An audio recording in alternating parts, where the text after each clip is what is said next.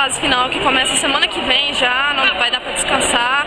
Firme com o objetivo traçado e vamos com tudo que semana que vem tem mais jogo que já é a fase final. O objetivo de ganhar de 3-0. A gente entrou no primeiro set firme, conseguimos o primeiro set, só que o segundo set não foi como a gente esperava. Então as meninas de a gente conseguiu boas viradas durante o set e as meninas de Maringá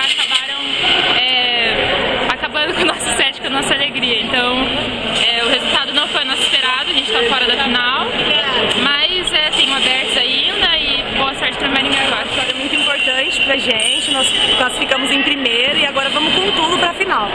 Eu queria agradecer primeiramente o time que me deu a oportunidade de jogar e o Gilson que me escolheu hoje como a melhor da partida. Fiquei muito feliz.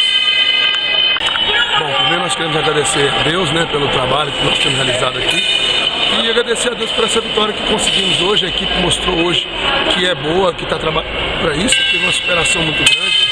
Apesar da derrota que sofremos ontem, nos ajustamos nessa manhã e mostramos aí porque que o Maringá está em primeiro na competição e porque temos grande chance de buscar esse título desse ano.